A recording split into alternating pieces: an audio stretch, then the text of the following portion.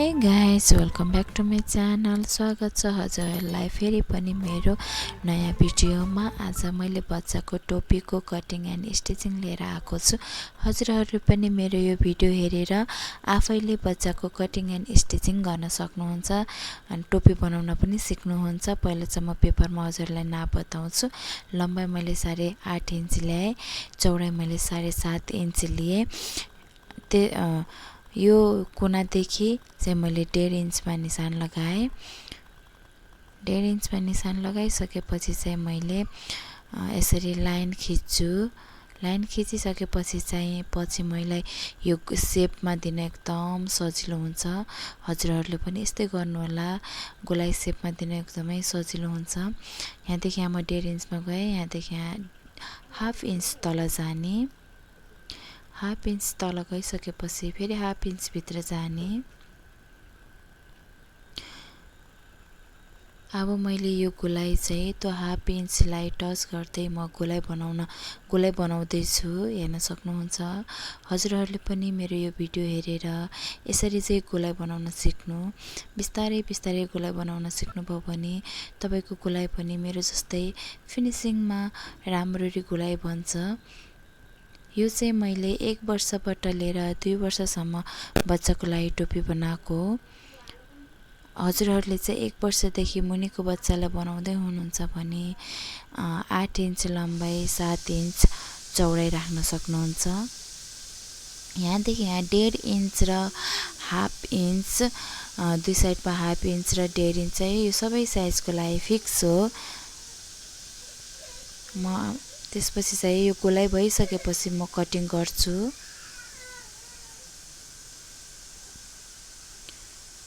Cutting चाहिँ हजुरहरूले बिस्तारै गर्नुहोला।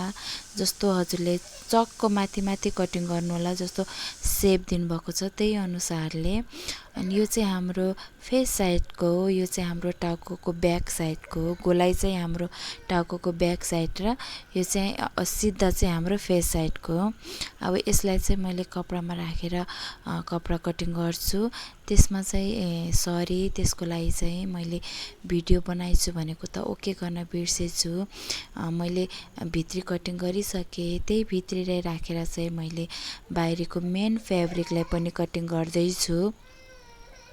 यसरी कटिङ गर्नुभयो भने चाहिँ हजुरले कपडामाथि राखेर तपाईको कपडा हल्लिँदैन पनि, एकदम फिनिसिङ तरिकाले कटिङ पनि हुन्छ र हजुरलाई सजिलो पनि हुनुहुन्छ।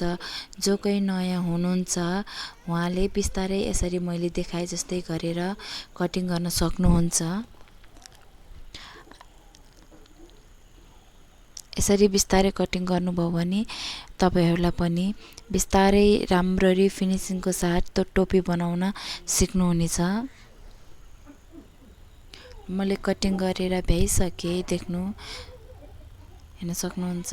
अब मैले कटिङ गरेर भ्याइसकेपछि यसरी जो गोलाइको भाग छ त्यो भागलाई मैले भित्री अलग र बाहिरी अलग गरेर मैले सिलाउँछु।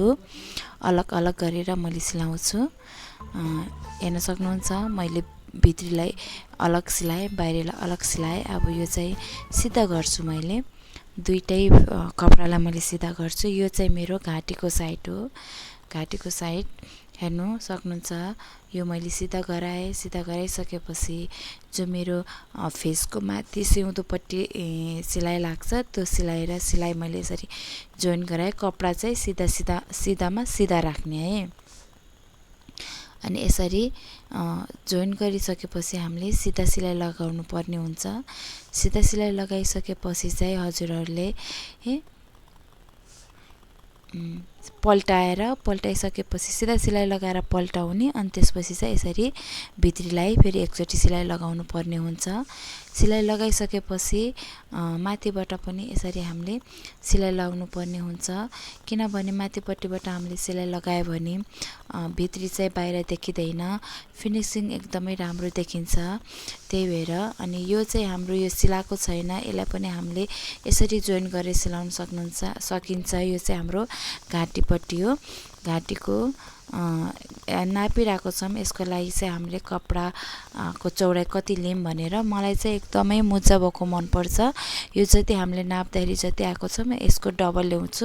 यो चाहिँ मैले अगाडिको फुर्काको लागि हो, जो मुजाको लागि, जो यसको लागि पनि मैले नापेर जति आउँछ त्यसको डबल लिएको छु। अब हजुरहरूले चाहिँ मुजा कम मनपर्छ भने चाहिँ 6 देखि 8 सम्मको एक्स्ट्रा ल्याउन सक्नुहुन्छ। नापेर 6 देखि 8 इन्चसम्म एक्स्ट्रा ल्याउन सक्नुहुन्छ। 3 इन्च चौडाइ ल्याउनु होला अगाडिको मुजाको लागि। 3 इन्च चौडाइ ल्याइसकेपछि चाहिँ हजुरहरूले अनि जो साइडमा त्यसलाई चाहिँ हजुरले सिलाइ गर्नु होला। जसरी यता देख्न सक्नुहुन्छ, यसरी एकचोटि फोल्ड गरेर र फेरि एकचोटि यता साइडबाट फोल्ड गरेर सिलाइ गर्नु होला। र मैले यो फेरि हाम्रो पछाडि ब्याक साइडको घाँटीनिरको जो लामो मुजा हुन्छ नि हो त्यो चाहियो। त्यसको लागि पनि मैले नापे अनुसार जति आयो त्यसको मैले डबल लिएँ। यसको लम्बाइ चाहिँ मैले 8 इन्च लिएको छु भने चाहिँ तपाईहरूले चाहिँ 8 देखि 10 11 इन्चसम्म ल्याउन सक्नुहुन्छ। बच्चालाई कति लामो चाहिन्छ त्यो अनुसारले चाहिँ हजुरहरूले ल्याउन सक्नुहुन्छ। मसित चाहिँ फेब्रिक हाफ इन्च भएको कारणले चाहिँ मैले यसरी लिएँ। अब पछाडिको पनि मैले कपडा जोइन गरिसकेँ, माथि पनि सिलाइदिइसकेँ। हेर्न सक्नुहुन्छ फिनिसिङ एकदमै राम्रो आएको छ। र मैले अब अगाडिको मुजाको लागि चाहिँ मैले हजुरहरूलाई सिकाउँदैछु।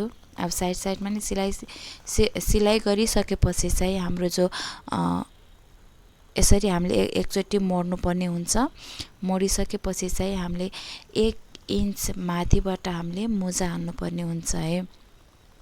फेरि पनि भनेको छु हजुरलाई मैले, यो पुरै नापिसकेपछि हजुरलाई मुजा कसरी राख्ने, कतिको राख्नु मन छ त्यो अनुसारले यो नापिसकेपछि तपाईँलाई मुजा थोरै राख्नु छ भने हजुरलाई कम नापेको हो 5 देखि 6 इन्च राख्न सक्नुहुन्छ। धेरै राख्नु मन छ भने चाहिँ जति हजुरको नाप आएको छ त्यसको डबल राख्न सक्नुहुन्छ। अब यसमा पनि मैले सिलाइसकेँ घाँटीको लागि। अब साइडमा मैले सिलाउन बिर्सेछु, हजुरले यसरी सिलाउन सक्नुहुन्छ। साइडमा सिलाइसकेपछि म यसरी 20 सेन्टरमा चाहिँ मैले निशान लगाउँछु। 20 सेन्टरमा निशान लगाइसकेपछि हजुरले चाहिँ पिनको मद्दतले यसलाई यसमा फसाइसकेर जति पनि कपडा छ त्यति यतापट्टि जति कपडा आउँछ त्यति मुजा हाल्नु, उतापट्टि साइडमा जति कपडा आउँछ त्यति मुजा हाल्नु। त्यसो गर्नुभयो भने चाहिँ कुनै पट्टि हजुरलाई धेरै थोरै हुँदैन। हेर्न सक्नुहुन्छ मैले चाहिँ जति मेरो नाप थियो त्यति चाहिँ मैले डबल लिएको भएर चाहिँ अगाडिको मुजा पनि एकदमै राम्रो आएको छ र पछाडि साइडको पट्टिको मुजा पनि एकदमै राम्रो आएको छ मेरो। हेर्न सक्नुहुन्छ। त्यसपछि चाहिँ हजुरहरूले आइरन चाहिँ गर्नु होला है। आइरन गर्नुभयो भने चाहिँ फिनिसिङ एकदम राम्रो आउँछ। यो चाहिँ मैले पट्टी ल्याएँ बान्नको लागि भित्री, बाहिर चाहिँ एकदम मेरो मोटो कपडा थियो त्यही भएर चाहिँ मैले बाहिरको बनाएन, भित्री कपडाको बनाएँ। यसको चौडाइ चाहिँ मैले 2 इन्च लिएको छु। लम्बाइ चाहिँ मैले मेरो सानो भएको छ, हजुरले चाहिँ 8 देखि 9 इन्चसम्म राख्न सक्नुहुन्छ। मैले चाहिँ सायद 7 इन्च राखेको भएर हल्का सानो छ। यसलाई पनि एकचोटि मोड्ने, यो साइडबाट त्यो साइडबाट नि फेरि मोडेर सिलाइ हान्ने। सिलाइ हानिसकेपछि हजुरले हातको मद्दतले पनि फिनिसिङ गर्न सक्नुहुन्छ, सिलाइको मद्दतले पनि फिनिसिङ गर्न सक्नुहुन्छ है हजुरहरूले। अनि मैले यो पनि मैले तुना पनि लगाइसकेपछि मेरो यो बच्चाको टोपीको फाइनल लुक यस्तो छ। हजुरहरूलाई कस्तो लाग्यो होला? प्लिज हजुरहरू पुरानो हुनुहुन्छ भने मेरो च्यानललाई लाइक एन्ड सब्सक्राइब गर्न नबिर्सिनु होला। नयाँ हुनुहुन्छ भने मेरो च्यानललाई सब्सक्राइब